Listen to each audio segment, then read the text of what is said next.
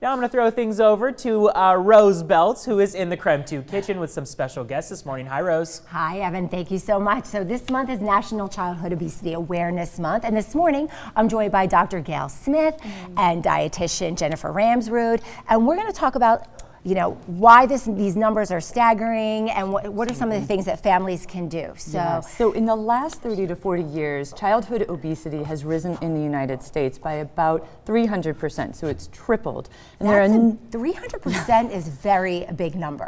Yes, it's staggering. Yeah, it's alarming. There's a number of reasons for that, but two risk factors really stick out. And so number one is fast food consumption. So go back to 1980, most kids ate out once a week or less.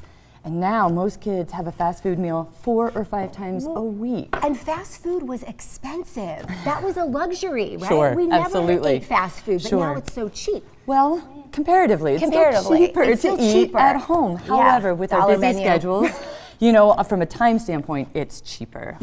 But what we know is that when a child eats out of the house twice a week or more, there's an increased risk of obesity and then subsequently high blood pressure, diabetes, and even asthma. So eating as many meals in the home as possible is important, and allowing children to have access to really good healthy foods and allow treats and sweets really for an outside of the home celebration sort of thing. Gotcha.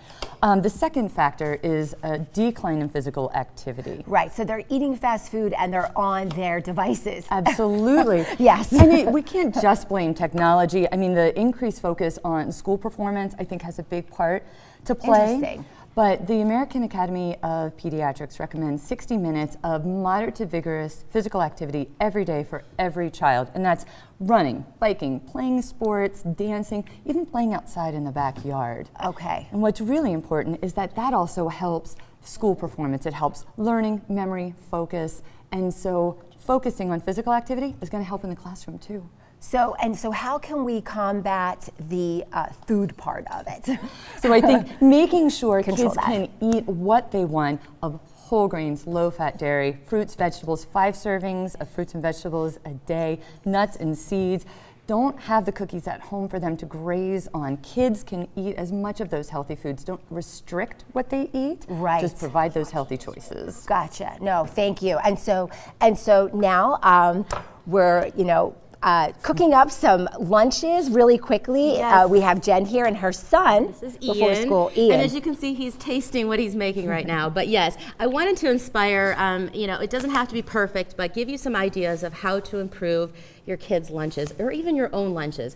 And before my kids' meal, whether it be something a little bit more elaborate than this or less elaborate, I kind of do the 5-point check. I say, do they have some dairy? Do they have some lean protein? Do they have a whole grain? Do they have some fruits and vegetables? And I strive with every one of our meals to make sure we get 4 out of the 5 food groups.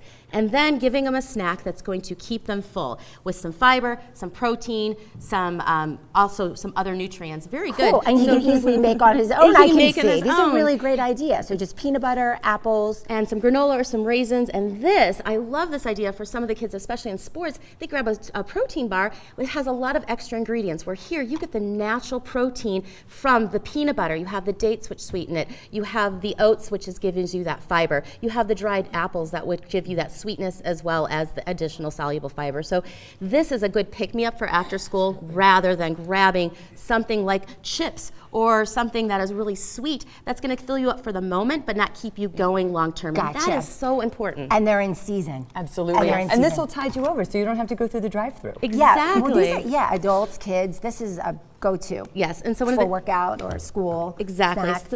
The key thing with this when feeding children is to provide them something healthy.